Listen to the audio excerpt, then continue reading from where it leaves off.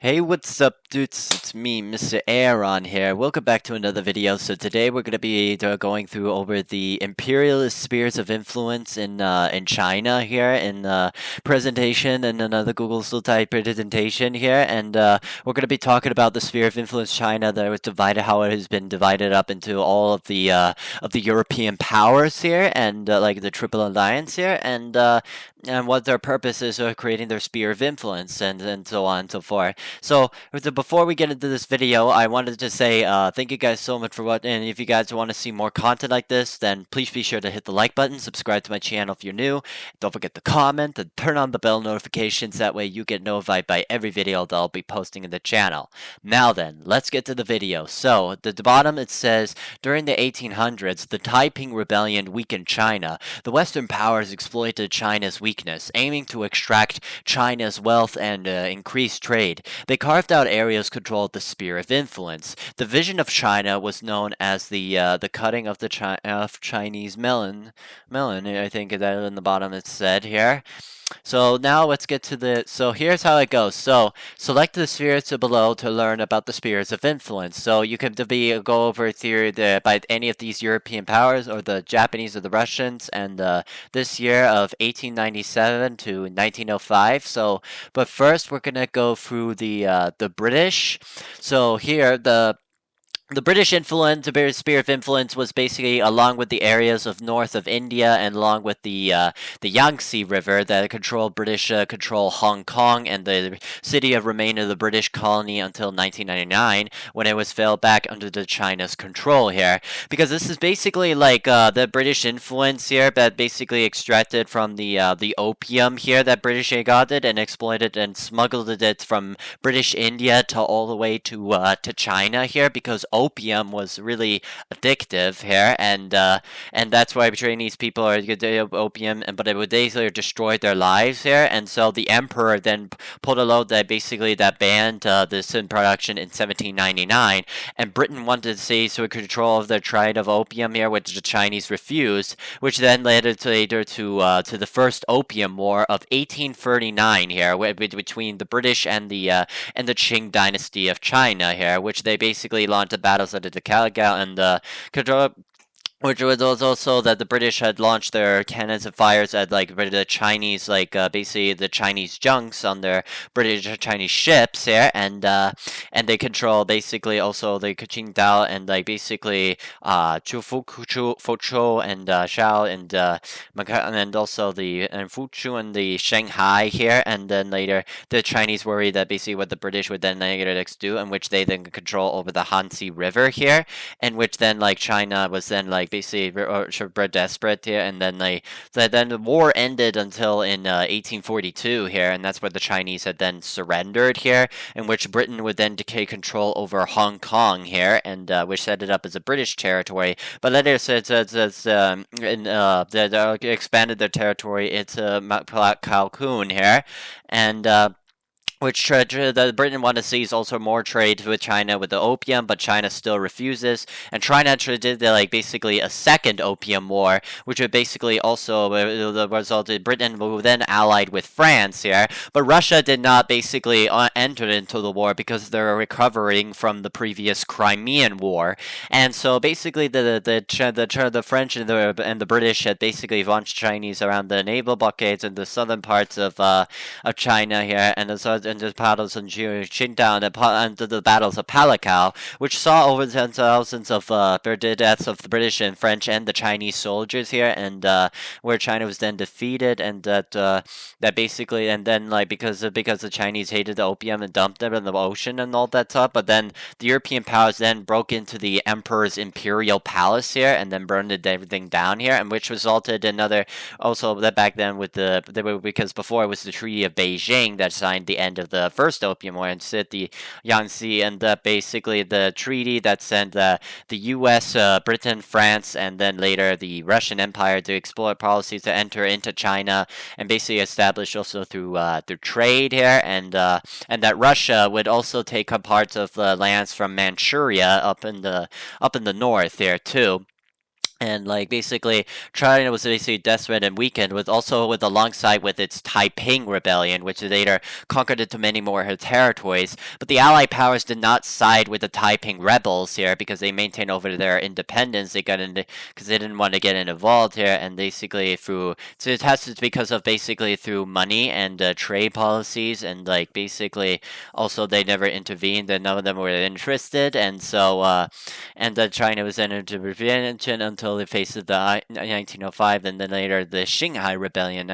in 1909. And until then, when the Republic of China was then reformed under Su Xijin, and then later fight with the communists in the Chinese Civil War here,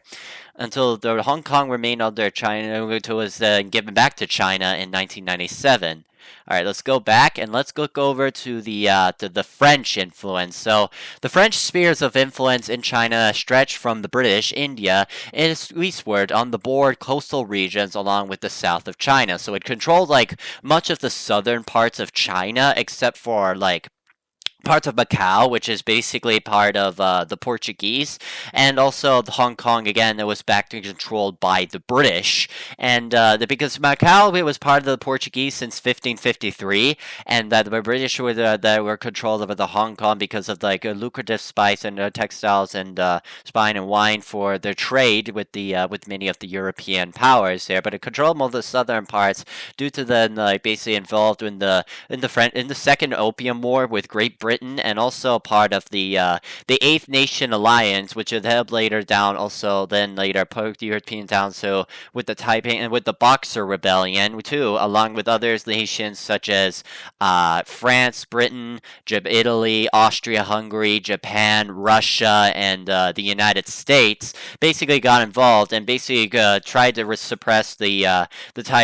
Boxer Rebellion, because the reason why they did that is basically of concerns from the Boxers that it would create the deaths over millions of people of Westerners, and it would create a bloodbath, and basically that the Chinese were trying to get rid of like Western foreigners, and it's like they were possible way to say here, and because like basically on the and also basically about economic trades and also empire expansion, like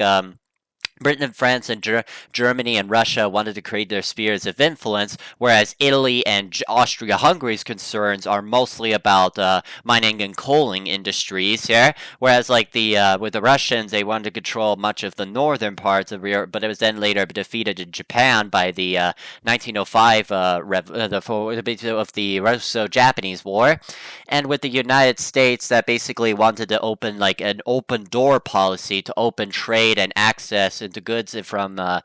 China here, and it was led by President McKinley, and but then later with broke up treaties and the relationships until they got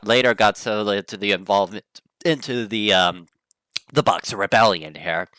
So now let's go to Germany's sphere of influence. So Germany controlled gained over a small sphere of influence in exchange for leading China money to repay its costs for its disastrous war with Japan here, because Germany had set up this like smallest colony in like after the Boxer Rebellion, and like basically a part of it, and it was basically kind of allies with Germany because like of the small colony, and it was which Japan, who was allied with Britain in the World War One, was that basically Germany had then lost over this colony here, in which Japan would then later side with the Allies and take over many small sea islands and throughout Southeast Asia.